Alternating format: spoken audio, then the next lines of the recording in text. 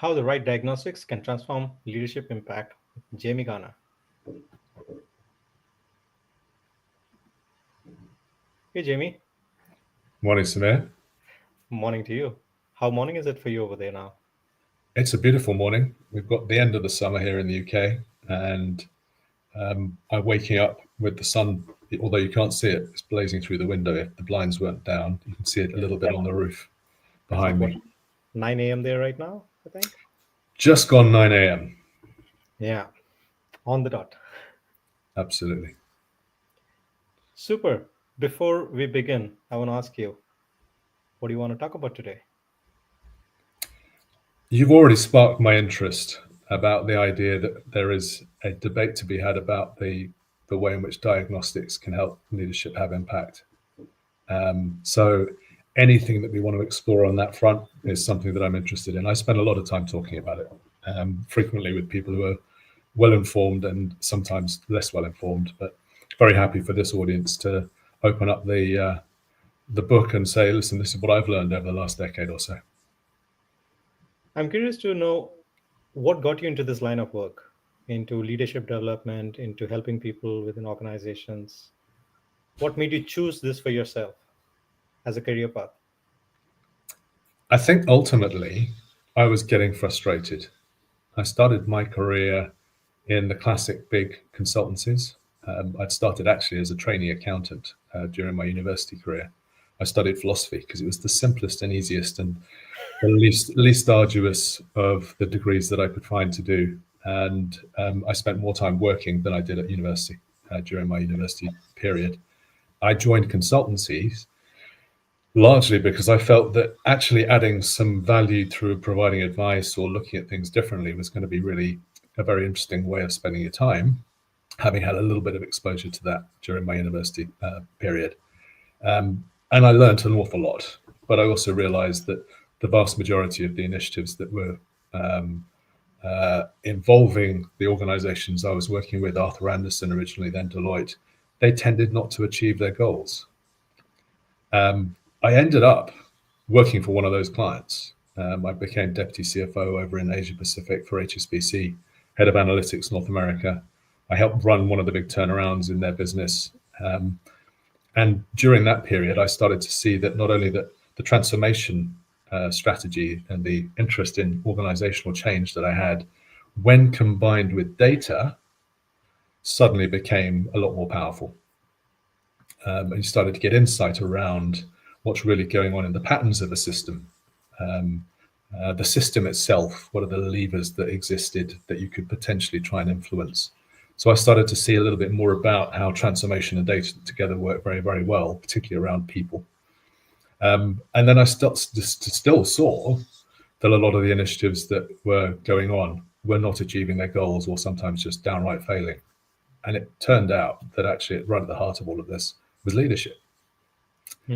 So I ended up about a decade ago getting tired of working just in one organization.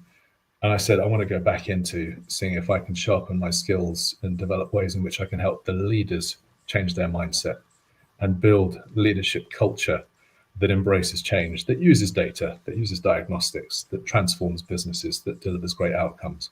And I spent the last decade doing that. And it was a consequence of frustration, I think, rather than actual design. I think it's a great way to use your frustration to decide the next chapter of your life always, right? I mean, to look at what is this frustration awakening within me and how do I leverage it rather than complain about it. Absolutely. If anybody sits back and says, well, this isn't working, I'm just going to let it slide, well, you're complicit. You're creating the condition. You are co-creating a condition where either failure is accepted or a lack of ambition exists. I've never really been one of those people that has wanted to just sit back and watch. I have a natural curiosity about who I am. So I think it starts with what can I learn about what's going on around me and how can I use that in support of others. But I'm massively curious about what other people are interested in, what motivates them. How do we unlock their potential? And whether that be just one individual, a group, a team, a board, larger systems, the more complex and bigger it gets, actually, the more enthusiastic I might seem to get. even though it feels at times for many people around me as if it's a bit of a mist that we're wandering through, trying to work out where might this end up going. But actually, and that's where the diagnostic tools that I've started to use over the last decade have really helped to generate that kind of insight. Ironically, with the strapline, the clarity game, to provide a little more clarity, at least for the next steps that people can take. Before I get into diagnosis, I want to ask you, when you're working with other Anderson and all these Deloitte and other organizations, you're consulting large organizations, the kind of organization you're definitely working with are organizations of high caliber who can afford these kind of services, correct? And that means the people employed over there are also of high caliber. And if high caliber is what they're surrounded with, what do you think is the reason they're still not getting something simple or as basic as leadership? Well, there's a couple of assumptions you made there. Large organizations have the money to focus on the solutions that help their people. In some cases, yes. In some cases, no. What has been a constant source of surprise to me throughout my career is that even the smartest from the outside, most successful organizations still have at times a very limited understanding of what leadership could be within their own organization. It's either a cult of personality, it's a method they learned when they were growing up, it's something they've read about in a book, and they don't necessarily then say, well, what is right for our organization and how do I unlock the potential of that organization so it can help to create the culture that helps it succeed. So I think there is still, and it's an incredibly fragmented market, this world of leadership development, coaching, training in general. It's been around for decades. I think the last time I read any stats around it, executive coaching, development and training just in the US alone was the market worth about $25 to $28 billion per annum and growing. Yeah. Let alone what's going on in the other parts of the world. And I know that in other regions, as organizations start to really flourish and become not only large regional players, but international players of serious weight and credibility, the investment balance in this type of space is going to continue to grow. I still, however, think in many cases, some of the fundamental questions are overlooked. And I frequently have to have the conversation, what are you actually trying to achieve? Rather than which method have you been sold that you're now trying to force into your organization? And most of the time they have an answer to the question, right? What are you trying to achieve? You want to have more bottom line. You want to have more profits. That is the more surface level answers that they have. The surface level answers, absolutely. But what does that look like for your organization? How does value get created in your organization? That's where that variation starts to appear. And you'd be surprised, actually, sometimes when you ask that question, even at board level, you'll get from 5 different people, 5 different answers. If they are co-sponsoring an initiative, they have 5 different versions of an aspiration, which may or may not be explicit, but certainly will inform the direction of travel of what then happens. So getting some clarity around that at the very start, what are we trying to achieve here? What does it look like? What does great look like? What does okay look like? What is the thing that we don't want? Getting all of that set out at the start to help to then inform what kind of intervention might be of help here. That is definitely something that I think organizations, despite the many tens of billions that have been spent around development and consulting over the last few decades, it's still amazing how frequently that's overlooked. And what do you think is the reason they overlook it? Is it because of lack of self-awareness, or is it because of lack of prioritization? Is it something else? It's a good question. I would say that even in the last 12 months, with organizations that I've been working with, I would say that there's a diversity of reason that ranges from leaders who've got to where they are without having any self-awareness. So self-awareness is always is going to be on that list of things that might explain why some of this takes place. What got me here will get me wherever I need to go next, even if ultimately the situations I'm encountering now are different from everything that I've learned in the past. So that awareness of how well do I adapt? can sometimes be quite limited. Personal motivation, what's in it for me as opposed to what's in it for the organization, that can have quite a big bearing. I think in the last probably 2 decades, the scale of executive remuneration and how it's tied to choices that then an executive or executives choose to focus on in terms of interventions to do with maybe short to medium term share price as opposed to long-term generational change. That can have a bearing. That does show up every now and again. But I also think actually one of the things that has been certainly in my experience, and there's a gentleman called Steve Hearsom who's written a great book called "There's No Silver Bullet," which anybody on this podcast should pick up and read. Is it basically dispels the myth that actually consultants have all the answers, and yet they've become very, very good at selling their method. It worked once over here for GE, therefore it will work everywhere. We've got a method that we've developed as McKinsey over here, and therefore that's the way we're going to do it everywhere. And yet, I think you'll probably find it as well. When you go in and you actually have the conversation with an organization, nearly every organization has got its own flavor of what it needs to do, how it needs to do it, the culture exists, and therefore how to adapt any solution and co-create it with them. The one word that keeps coming up in your language, which I love so much and which I see missing so much perhaps in organizations, is this word co-creation, right? Now, I mean, you have used it today, I think probably more than 5 times at least, I think. And I love that word, and I love how it can create real impact. But at the same time, I also see how it is not the norm. And a lot of times it's because people work in silos, and organizations wants to people work in silos, or they don't care about creating the environment for co-creation. Correct me if I'm wrong over here, or share your thoughts. What do you think about this? Yeah, I would agree with you. Silos, people working in their own particular stream. Sometimes it's self-defined, self-imposed. Sometimes it's organizationally created. That is, again, one of the very common characteristics of organizations that are either struggling to change, not achieving the goals that they would like to at the pace they'd like to, or to the extent that they'd like to, but equally a source of personal frustration for many of the people who work in them. You can hear the story time and time again. If only I could work more collaboratively with X, Y, or Z, then we'd be able to solve these problems and we wouldn't keep having the same issue time and time again. Collaboration, I think, is one of the most difficult things to achieve.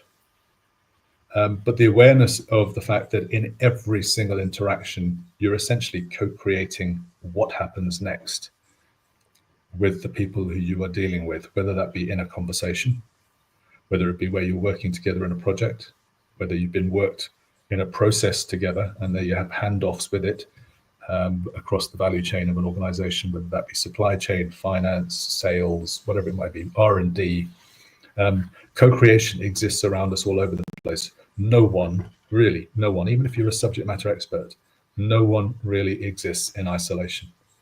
And the sooner people start to understand that what they're doing is not just a function of what they can personally do, but what they create with Samir, what they create with Jamie, or Jamie and his team, the faster you start to realize that people's awareness of, well, what's my part in that? What am I contributing to that interaction, to that outcome, beyond which we can then start to see some progress or achieve some goals. That's certainly, I think you're absolutely right. I noticed that now you've brought it up, I probably use it an awful lot more than I used to. Do you think that played a huge part in you doing the turnaround in North America when you went and worked over there? Your success? Did that play a role in you being a facilitator in the co-creation within your teams? Probably, yes, but I wouldn't have called it co-creation at the time. I would not have been thinking of it in those ways. But I certainly, from memory, I was hugely privileged to be surrounded by an incredibly capable and enthusiastic and quite, in many respects, quite humble team that had, and I remember sitting down on a Sunday morning and I'd been only in the organization for about 2 or 3 weeks, and I'd been invited into a meeting on a Sunday morning, which was unusual. There was the video conference going on with members of the exec team in London. I was sitting in Illinois, which was where the North America head office was.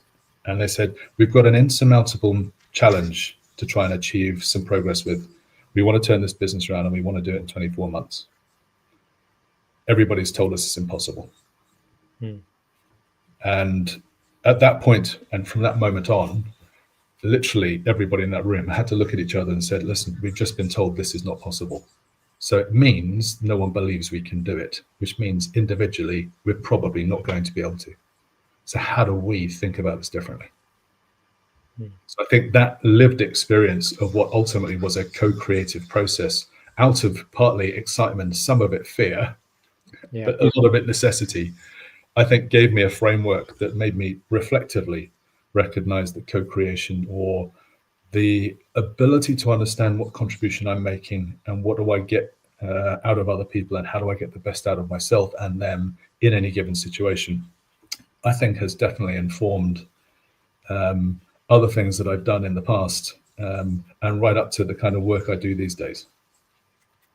When was the first time you took part in a diagnostic tool for yourself? So in terms of leadership psychometric type diagnostic, yeah. I think the first one that I was ever exposed to was Myers-Briggs. Okay, MBTI. And what was your experience? MBTI. I thought it was fascinating. It may even have been part of my graduate induction with Arthur Anderson back in 1997 or 98. And I thought the people who administered it were more interesting than everybody else who we met over the 4 weeks of the induction. I thought that the insights were things that I'd never been exposed to. I love the fact that within however many questions, I could start to see myself in a way that was a different way than everything that I'd done before. And remember, I'd spent 3 years studying philosophy, asking some very big questions about reality, about metaphysics, about the mind, about logic. But I'd never really turned those questions back on myself. And suddenly, you're presented with your big matrix, and this is the score you got, and this is the, and having that debate with people, it was absolutely fascinating. So I think that would have been my first, and it was quite quickly followed by other diagnostics, which were more language-based, helped me understand a little bit more about how you could diagnose how conversations were progressing. But that was my first psychometric exposure, the famous MBTI. And did you champion it and say, this is crazy, this is something, who can tell you what you are? And you started asking everyone to take the test. Did you do something like that? I was just deeply fascinated by it. Having never been exposed to anything else like this, I didn't know whether it was good or bad, useful or not. I just knew that it had lit a fire inside of me about the fact that a diagnostic could start a new kind of conversation. And I distinctly remember in our little clusters, we did it as a big group and we had little breakout teams, everybody was starting to go, well, you know what, I'm an ENTJ. That's, according to statistics, the most likely CEO profile. And somebody else said, well, I'm an INSJ or IN, whatever I can't remember the acronyms now. But then you'd start getting people, well, this is really interesting. So you'd have well, what does that mean in terms of how I interact with this situation? And maybe I'm better suited to this kind of work. So I noticed immediately that different kinds of conversations were being sparked by this, number one. Number two, later on in my life, I realized that they became quite limiting as well.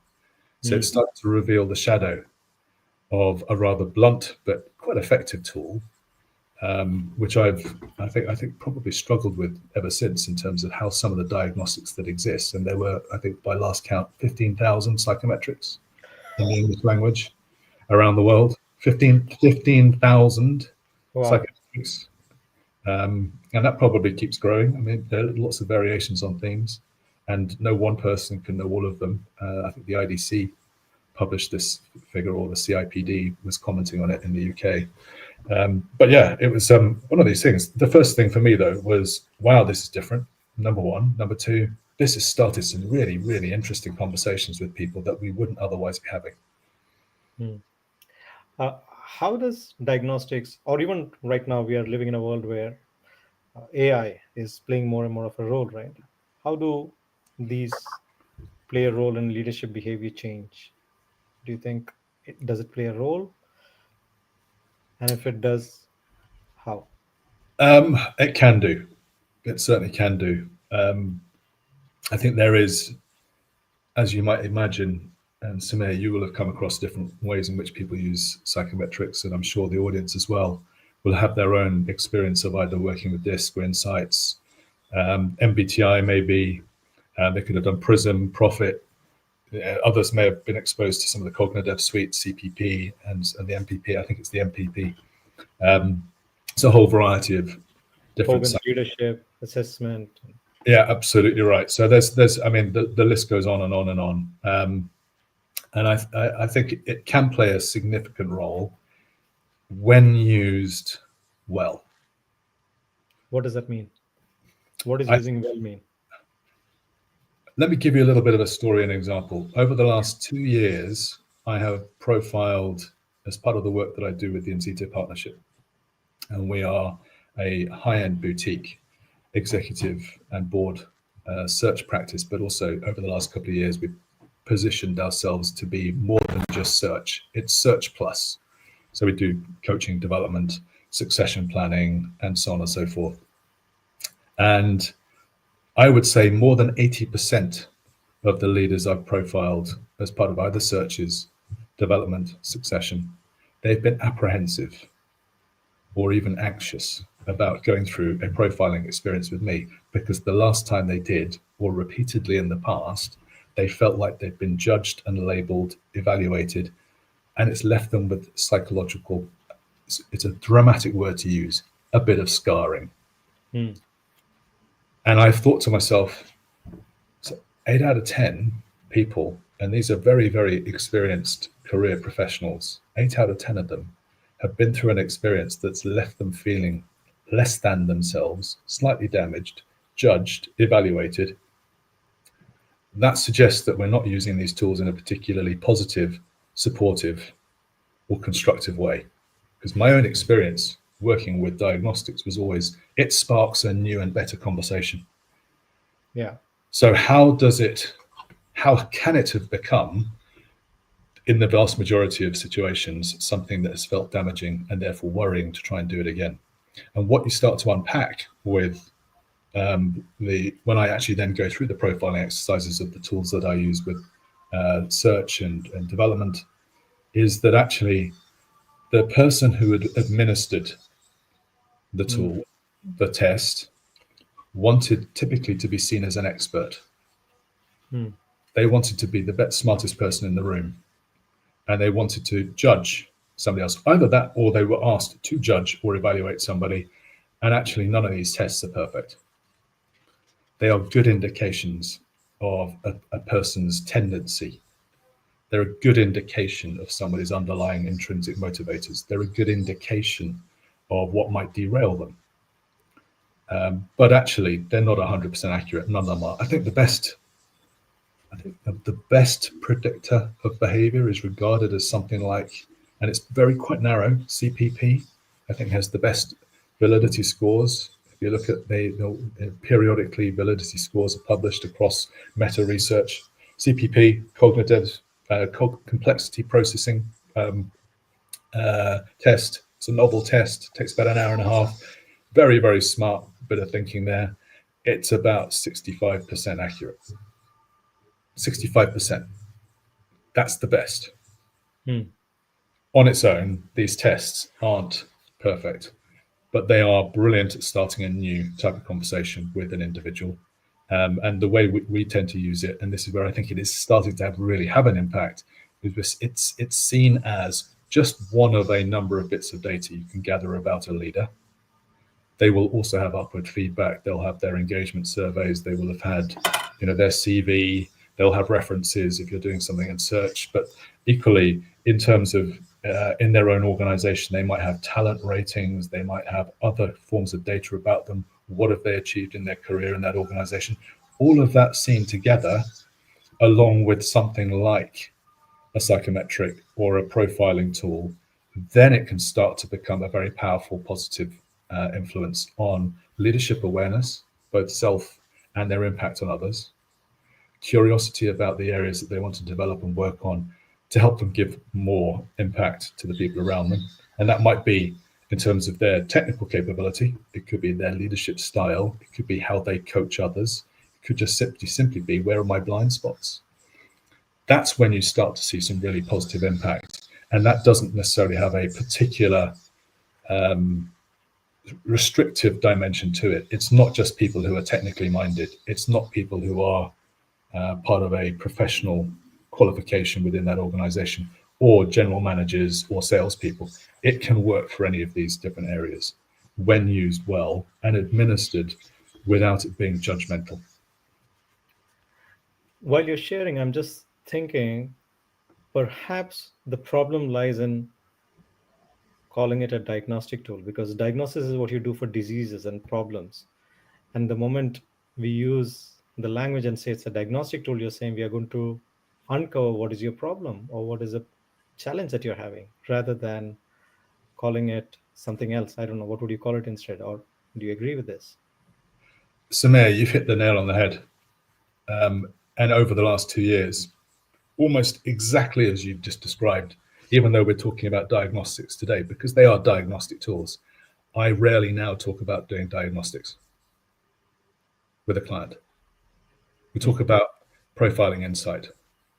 We'll talk about building awareness to help us think about what the next steps are. Here's a tool that just helps speed it up. Here's a tool that we can use to do it at scale. Here's a tool that uses AI to make it much more efficient. Here's a tool that actually maybe uses AI now to generate more insight by cross-pollinating and correlating across multiple very complex data sets. Anything of the above, but I rarely ever talk about assessment, evaluation, diagnostic. And particularly, I think the linguistic part of this has been damaging, because it's the moment, as you point out, the moment you start to use a language that is associated with expertise and judgment, precision, finding the right answer, something really deeply scientific, all of a sudden it triggers all kinds of responses. I'm being evaluated, I'm being analyzed, somebody's going to evaluate me, give me a badge, somebody's going to judge me, as opposed to have a really informative conversation that could be helpful. And the feedback that we've had almost uniformly has been from clients. They found this reshaping of the frame. I'd describe that, if that makes sense. If it doesn't, tell me to explain it. But shifting the attention away from the evaluation and the judgment towards it being a very powerful new way of getting a better conversation started. So it's an input rather than an output. Shifting it like that, removing this idea that you can judge people. And even with the best psychologists in the world, whether they be occupational behavioral, almost psychiatrists, all of them would acknowledge that ultimately a lot of what they end up with is subjective. It's well-informed subjectivity, well-informed educationally backed, but it does have a level of subjectivity. So why are we claiming that it's anything more than that? You spoke about the was it remuneration or was it? So I usually use, when you sell your soul to the company and you do it at a price and you get a handsome package, then for the price that you're getting paid, you must know all the answers. You can't display vulnerability or curiosity or express the state that you don't have all the answers, right? Do you think this is tied in together? Is there this mindset that I can't show weakness or lack of information or knowledge if I have sold my soul for a high price? A fascinating observation. And I think there's a confluence of different elements there, which is How aware am I of the story that I tell myself as a leader, that I'm the hero? I have to have the right answers. And is that tied to reward? Is it just tied to how I've always seen myself? And I don't know whether you or anybody listening will have come across a leader, and it doesn't matter whether they're a good manager, a not so good manager, or much more senior in their organization, who feel that their responsibility is to save everybody, to be the most powerful, the most effective person. And that's kind of how they see themselves. It's called the hero story. Some of it can be influenced, maybe exacerbated by the pressure somebody puts on themselves, given the level of reward that they could get for being successful in their role, or that they feel obliged, that because of all of that, weight of reward that could come their way, I therefore need to achieve, I need to succeed, I need to be able to demonstrate something really outstanding. But I don't think it is as straightforward as reward creates the pressure, creates this belief that therefore I can't express vulnerability or humbleness or lack of knowledge. I think there's a lot of complexity behind that. What can then, and then there's another layer to this. What can then be acceptable in an organizational environment, in a context, is also not straightforward. Some of it comes from the person. What story are they telling themselves about what's okay to do, to show, to say, how to behave? What are the symbols? What are the signs? What are the unwritten rules about what's okay here, as observed by that person? The stories they make up in their head about what is it fine to do. And that can be organizational, it could be functional, it could be geographic, all of which, if you spin it all together, you could then lump under that's the culture of this type of organization. There's lots of priming signals all the time around what is it okay to display, and is it okay to display vulnerability, humility, curiosity, an acknowledgement that I don't have all the answers, a willingness to try and fail, and that's okay because it's about innovation? Or is it not okay to do that because this is, and dare I say it, historically quite a macho tendency?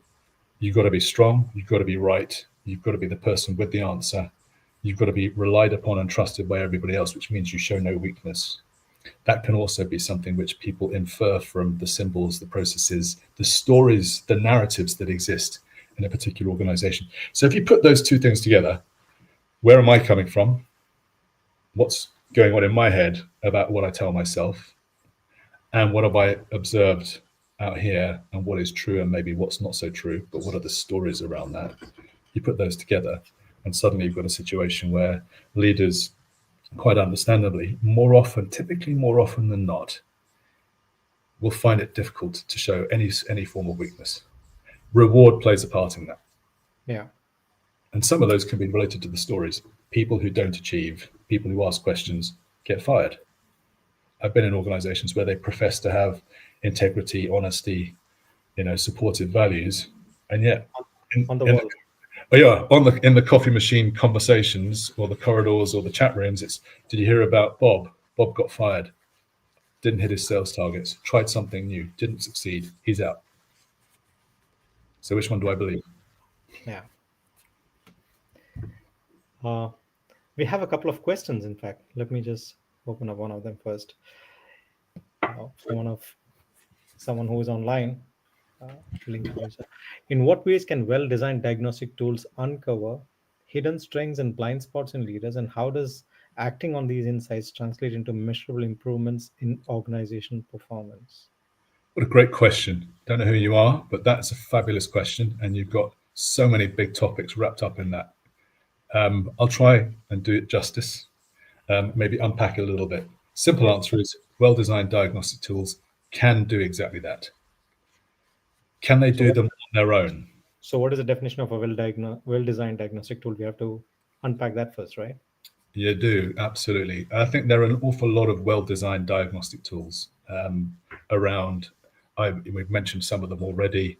I would even describe that, MBTI, that's based on an awful lot of behavioral psychology. That's a well-designed tool. It serves a purpose. 360 tools are well-designed. If you look at the variety of those tools that are around, they're very helpful in certain situations. So I wouldn't necessarily, and by the way, it is very easy to look up how well rated a diagnostic tool is if you look at things like reliability and validity scores. Reliable, will it continue to do the test retest results that you're hoping for? Validity, does it get you what you were looking to try and learn? It's never going to be 100%, but those would be the indicators that you probably want to do some research on. Don't just believe the salesman that this is the best, latest thing. Think about what you're trying to achieve when you're thinking about well-designed diagnostic. And equally, are you testing for capability or are you testing for insight? What I mean by that is capability. There are what I call aptitude tests. How far progressed is somebody in this skill? How, something like CPP, I've mentioned it a couple of times. That one is a very good one. It's more of a capability test, an aptitude test for processing complexity, rather than something like the big 5 personality types. I use a tool that's developed by, it's a platform developed by a company called Wisnio. They're now part of a group called Assessio, and it has 3 different tests within it. They are not aptitude tests, they are self-reports. 2 of them are psychometrics, one's a self-assessment, which is a similar method that Korn Ferry use in some of their KF4D work. So those are well-designed tests, but one CPP would tell me how well developed somebody's ability to handle complexity is on an objective scale. The Wisnio tests, we call them tests now in this case, obviously I wouldn't be describing that to a client or a candidate. They're very good at revealing how does somebody see themselves. In both cases, they might reveal a degree of hidden strength and or blind spot. Remember, a blind spot can also be a hidden strength. Yeah. We associate blind spots with negative aspects or negative traits, but a blind spot can be a very positive thing as well. I didn't realize that I had this capability. It's a hidden strength, but it's also a blind spot. What I find with either type of tool, as long as you're very clear, are we doing this for a particular reason, and therefore how is it going to be used, i.e. how are the outputs going to be used? They could help to generate hidden strengths, insight, or blind spot insight. My more recent experience has been much more on the what I'd call the secondary side, less about capability and aptitude. It's more about profiling. How does somebody see themselves? Most of the population I deal with are already demonstrably incredibly technically capable of what they do. Hold your thought over there, because my next question from another audience is related to what you just now said. Would you agree that many leaders are reluctant to engage with diagnostic because of the fear of being perceived as lacking certain skills? 100% yes. Can I just answer that like that? Yes. But just unpack, because you continue the train of thought that you were having also earlier, which is about. Yeah. Well, put it this way. Let's imagine anybody entering into a conversation with me, thinking about the hidden talents, the blind spots. There's always a fear. What's this test? Whatever word you want to use, what's this profiling experience going to reveal about me that I may not have realized before, or that you will judge or tell somebody else about? So you've got, in that moment, you've got both questions kind of coming together. Yes, these tools can, and in a well-administered fashion, they're actually designed in many respects to create a transparency about how somebody sees themselves or how capable they are, either in the eyes of themselves or in the eyes of others, or an objective scale. That's what they're designed to do. If they are then used in a weaponized way, it's no surprise that leaders are reluctant to do it. If they're used on a positive educational growth path, what we're going to learn here, Samir, is something that's going to help you in your career. It's going to help you overcome some of the challenges you might feel you already have. It might help you choose what your next career choice or your next career path step might be. That's where I think you start to tackle this issue of reluctance, because this fear of being perceived, either lacking in a skill, an attribute, having a tendency to behave in a certain way. This is very much an educational process that I have to take people through on a one-by-one basis with both the clients who would, I'll get a phone call and they say, we want to do an evaluation of our top 50 people. I said, well, how are you going to frame this? Because if you do it as an evaluation, they're all going to try and do their best as opposed to get something out of it which is valuable for them. And is this a competition? In which case, you can have blood in the water about how much better I am than Samir, or how much Samir is better than me in certain traits, depending on what the type of test it is. So think very clearly about what are you actually trying to do, and then stick with it. Be honest. This is about ranking people, because we've got to make a choice of who are the top 5 people who are going to be suitable for this new type of process where this specific skill is required, and we wanted to test for propensity in that skill. Doesn't matter, we're not judging the rest as being not good, you've still got your other jobs. But we needed to use that insight. We wanted to learn how somebody sees themselves in the context of leadership development. That's a different type of test. So again, when you say test, it is a measure of, because in school, test is you either succeed or you fail, right? So again, using the word test also can trigger those kind of, I will either fail or succeed. Absolutely, yeah. So we keep coming back to language here, and I'm guilty of slipping into the use of the word test, assessment, evaluation as much as I am, which is where we try and. I don't know if it's wrong or right. I'm just. Oh, it 100%. Observation. That's all. 100% agree that the language, it triggers the, what's my story about what this thing is going to reveal about me. It's going to reveal something that I didn't know, that somebody else didn't know. I'd rather keep hidden. Is that going to tell me that I'm not good enough at this job? Does it limit my career? Will it stop me doing X, Y, Z? Will it expose me as being somebody who maybe isn't as good as I've been trying to pretend I am? All of those things are stories that people might have in their head, particularly because educationally, you're absolutely right. Educationally, tests are right or wrong, good or bad, ranked throughout our entire, and it doesn't matter where you are in the world. That's how examinations, assessments, tests have been framed. And typically, these days, I think particularly in the UK, I know this from my time living and working in Hong Kong, the educational establishments there are putting so much pressure into league tables and tests. There's no escaping the association that any of us have now if we then go on in life from a corporate standpoint into careers, to have some residual effect of that influence how we see any other assessment or test, profiling or otherwise, that you might then be. Think of the word exercise, because exercise makes you stronger, right? Exercise is a great word. Go through this exercise.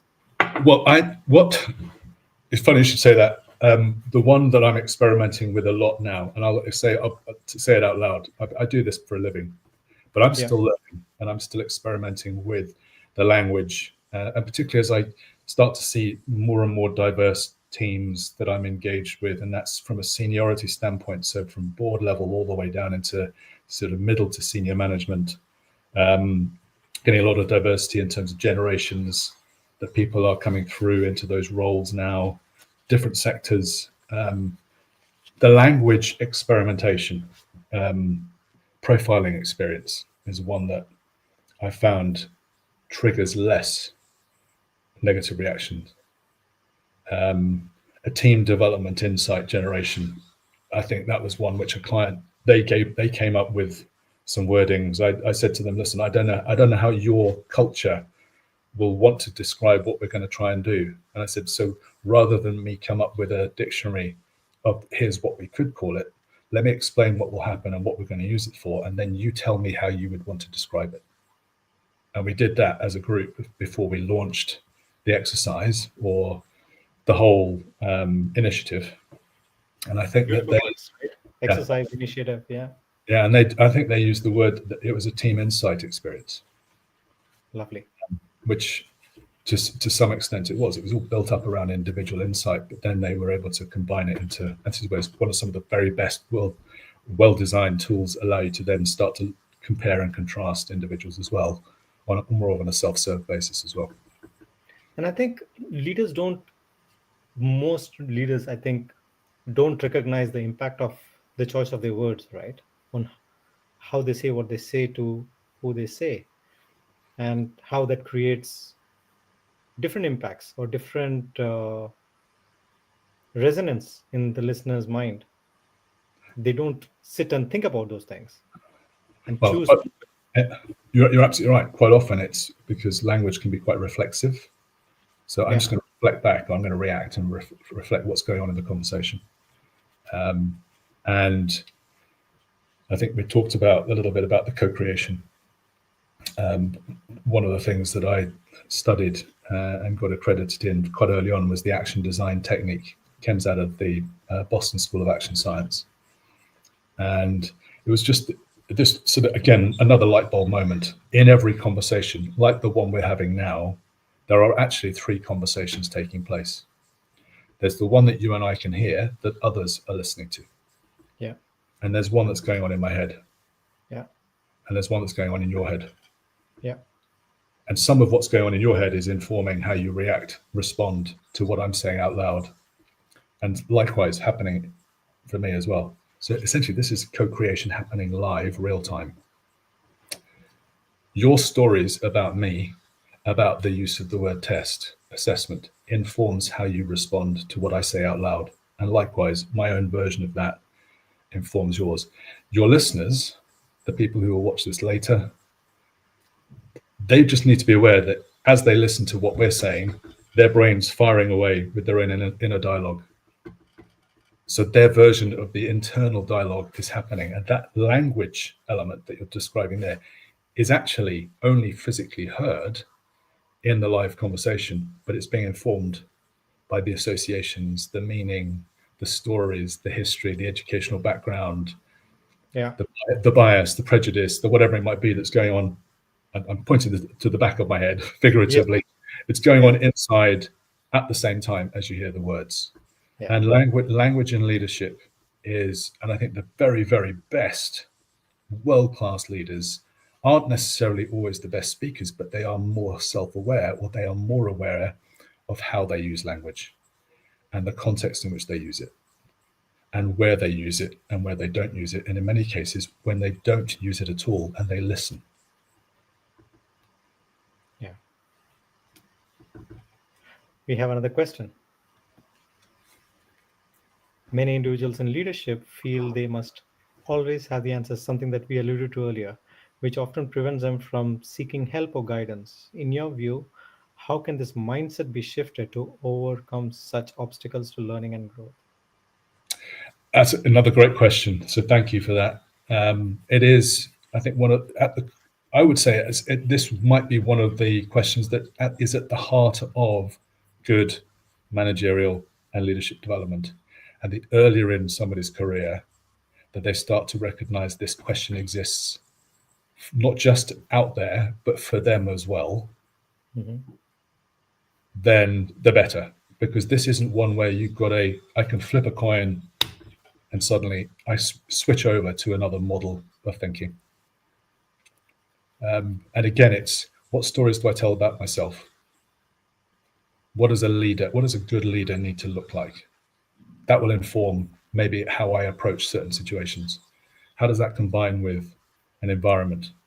What is applauded? What is rewarded? What is denounced? What is ejected? That will have an influence on it. But actually, I think most organizations start with a premise that good leadership is about having answers. Typically, the first promotion can often be because you were the best at what you did. Your association, therefore, is because I'm good at what I'm doing, I've got answers, I can do it faster, smarter than everybody else, I get the promotion. Okay, well, that's immediately starting to inform the story. But interestingly, and this is where, and the development work I do, and some of the best coaches I work with and development experts in the world, they try and tackle that story early on. They say, okay, that was what you got rewarded for in this situation. Does that mean you now have to have all the answers for all of the things that people who work for you do? Or do you need to create the space where they can generate the answers for you or for themselves? And you start to tackle that as early as possible in an organizational environment. And I think probably what you described to me, Samir, the clarity game is going to encourage people more and more to think, well, what do I do to create the conditions through which others can start to think for themselves and how they can start to problem solve themselves, rather than, because I'm the boss, be expected to provide the answers. The moment you start to tackle that, whoever the question asker was, the moment you start to tackle that, you've got what I'd describe as a foothold into the start of development. When you can get them to question that moment and show it's possible, then that is actually the kind of what I call the foothills of great development opportunity. I'm going to reframe what you just said, connecting to different things, and say leaders are not the ones who have the best answers. Leaders are the ones who co-create the best answers. That's a nice way of putting it. I wish I'd thought of it.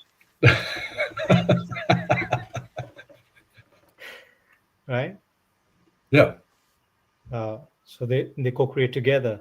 And I think best leaders are the ones who ask great questions rather than give great answers.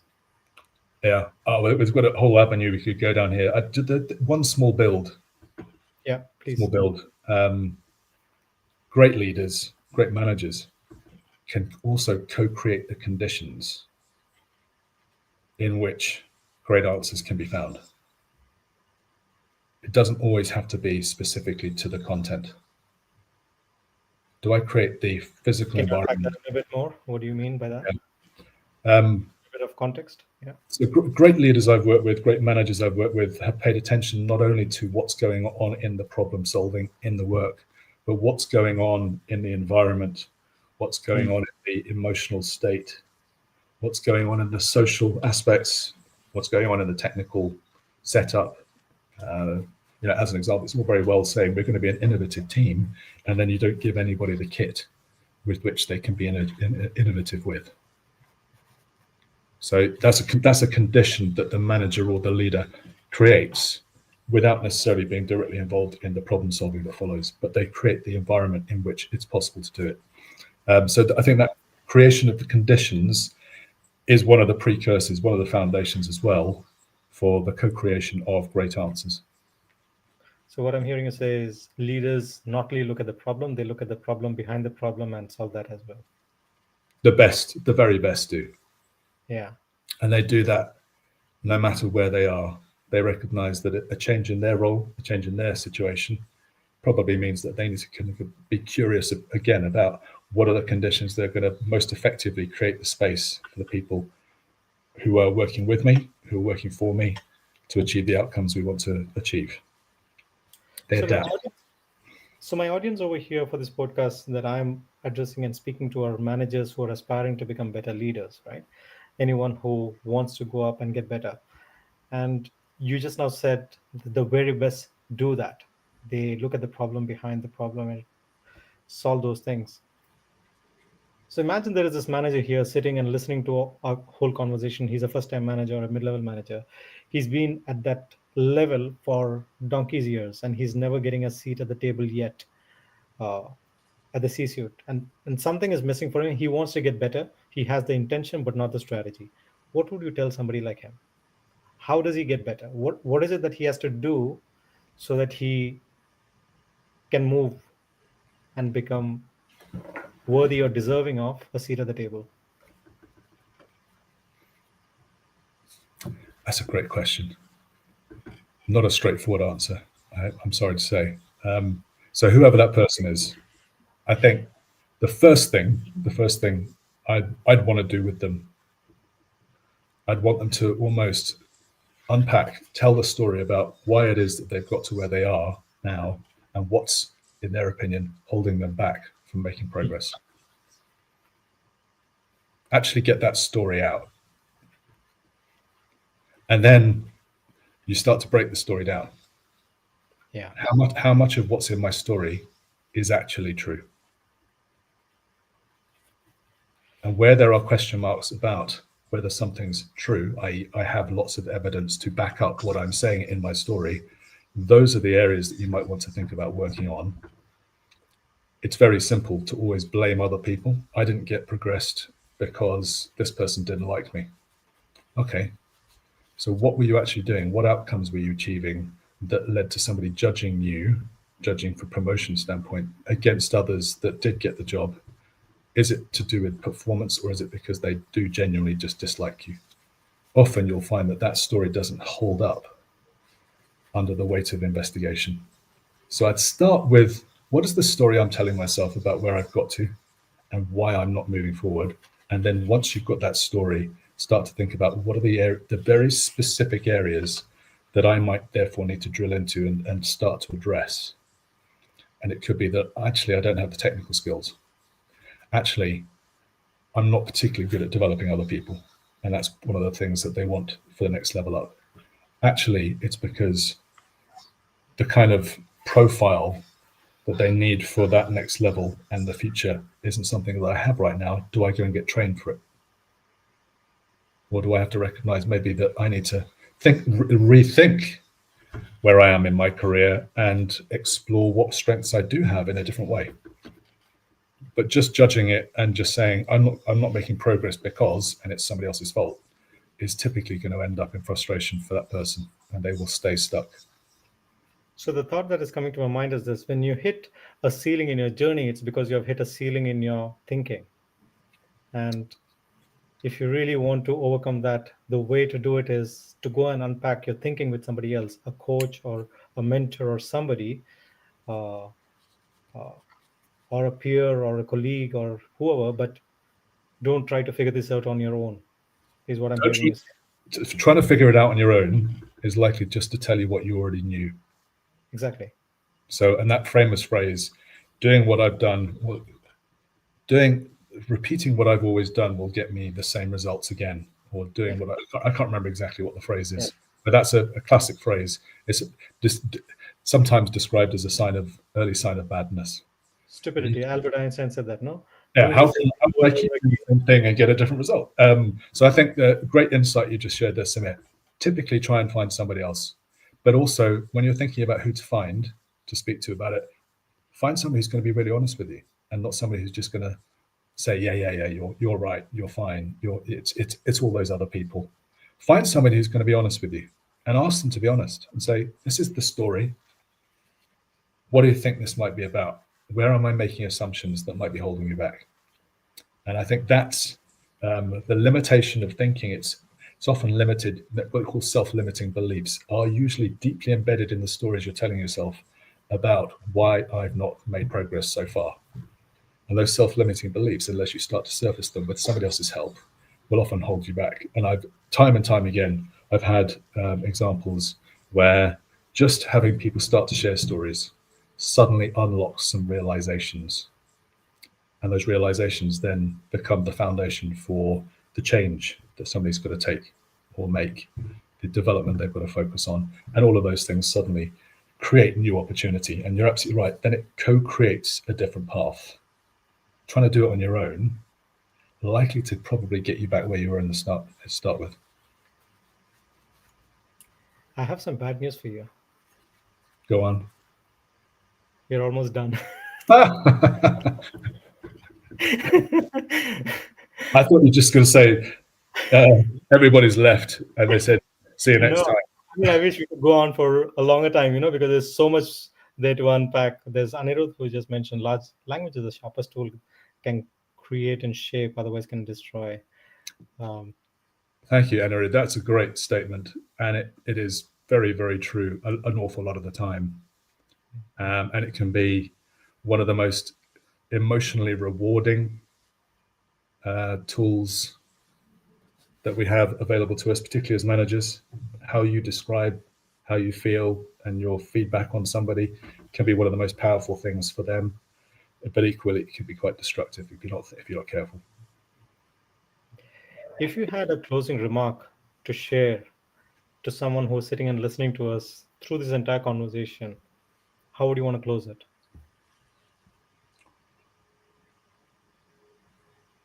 And think of these as managers or middle managers who really want to create an impact in their organization, in their communities, in their world. I think I'd ask them to ask themselves a couple of questions, and then encourage them, if they feel comfortable, to find somebody to talk to about it. Where do I want to get to?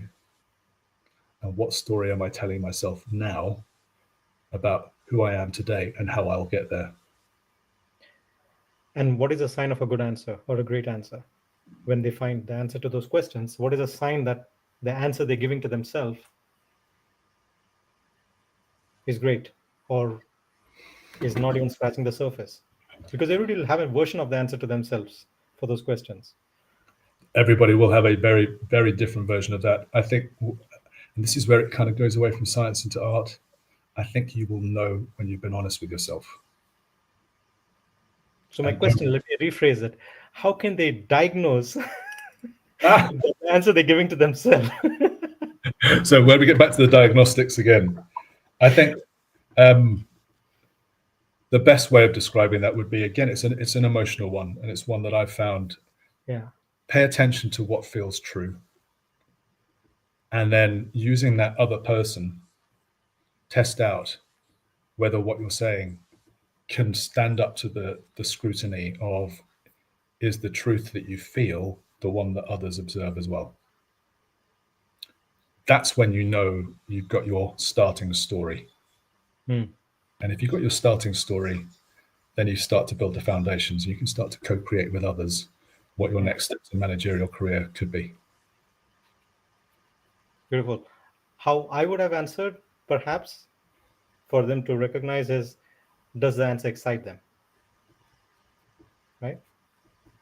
Does it excite them for the journey ahead? That's a great way of looking at it.